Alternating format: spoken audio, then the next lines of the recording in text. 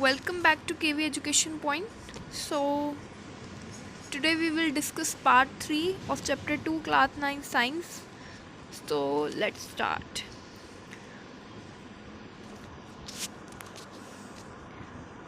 So, the first is distillation. In this process, mixture of two or more miscible liquid can be separated that have different boiling point. Like miscible liquid which can dissolve, जो dissolve हो सकते हैं उसका mixture होगा, हम उनको separate कर सकते हैं by which having different boiling point. Like it is used to separate acetone and water. Like acetone का जो boiling point होता है वो होता है 56 degree Celsius and water is 100 degree Celsius. So what you have to do is take a distillation flask, उसमें उस acetone and water का mixture low.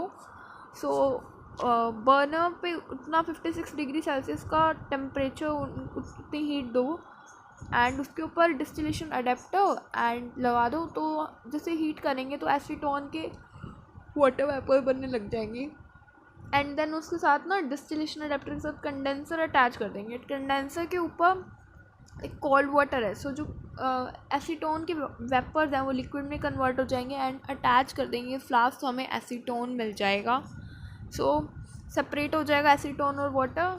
And the next is also fractional distillation. There is no difference in the definition of distillation and fractional distillation. The only difference is if the change in boiling point, like if the difference in boiling point in two liquids is more, then we use distillation. If the difference in the boiling point is less, then we use fractional distillation. Like in fractional distillation, uh, in this process, mixture of two or more miscible liquid can be separated that have different boiling point. Like application is in the separation of oxygen, liquid nitrogen, argon from air used to separate crude oil components like petrol, kerosene, diesel, jet fuel, tar, coal tar, etc. ठीक है. So in fractional distillation there is only difference जब हम इसको apply करेंगे. Like assume there is 50 degree Celsius, one liquid boiling point is 50 degree Celsius and other is 56 degree Celsius. So what we have to do is take a distillation flask and burner पे वही temperature उतना ही हमें देंगे जो less वाला है, so that is 50 degree Celsius.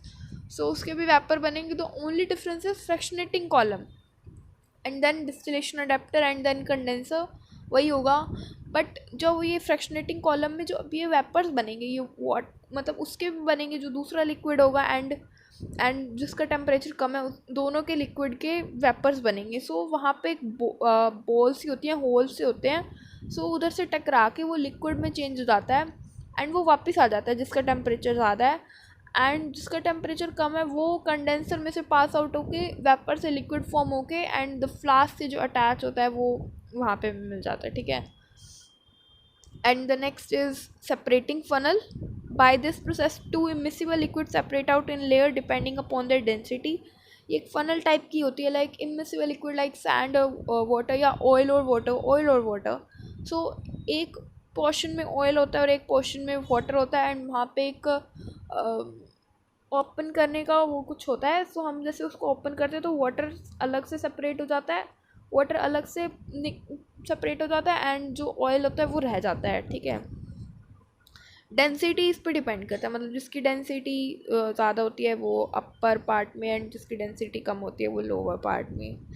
ठीक है. Crystallization. In this process impure mixture first dissolve in suitable solvent and then crystallization one component. मतलब एक कंपोनेंट के तो क्रिस्टलाइजेशन बन जाते हैं. एक इम्प्योर मिक्सचर होता है फर्स्टली, उसको पहले हम सॉल्वेंट में और एक कंपोनेंट के क्रिस्टलाइजेशन बन जाते हैं. Like use in the purification of salt from sea water, use in separating alum, copper sulfate, etc. And the next is difference between physical and chemical change.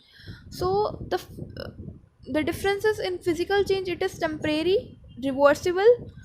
मतलब रिवर्सिबल हम उसको बार बार चेंज कर सकते हैं. Like no formation of new product, कोई new product form नहीं होगा और एनर्जी का कोई चेंज नहीं होगा. For example melting of ice. And in chemical change permanent होगा, इरिवर्सिबल होगा, हम उसको दोबारा चेंज नहीं कर सकते. Like formation of new product या तो एनर्जी एब्जॉर्ब होगी या इवॉल्व होएगी. ठीक है. Like would burning. ठीक है. द नेक्स्ट इज अब है two types of pure substance. अब दो टाइप के प्योर सब्सटेंस, एक तो एलिमेंट होता है और एक होता है कंपाउंड. एलिमेंट्स तीन टाइप कुछ भी हो सकता है बेसिकली, मेटल भी हो सकते हैं, नॉन मेटल भी हो सकता है, मेटलॉइड भी हो सकते हैं. जो एलिमेंट है constitute pure substances in which all atoms are same. For example, gold, silver, oxygen. Now let's see the what is the difference. The next slide, what you have to see is the difference between metal and non-metal. Like in the metal, जो metal होते हैं वो shiny होते हैं, वो electricity conduct करते हैं और उनको हम वायर्स में चेंज कर सकते हैं और इनको चेंज कर सकते हैं शीट्स में भी. Like in that can change into sheets are called malleable, and that can be drawn into wire, that is called ductile. And lustrous means shiny, and non-metal is non-shiny, no, do not conduct electricity, non-ductile, non-sonorous, non-malleable.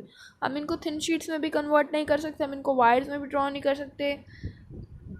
They do not conduct electricity and heat, non-lustrous. And the next is metalloids. Metalloids जो होते हैं वो दोनों की properties show करते हैं, कुछ metal की भी शो करते हैं, कुछ नॉन मेटल की भी शो करते हैं. For example silicon, boron, germanium. ठीक है.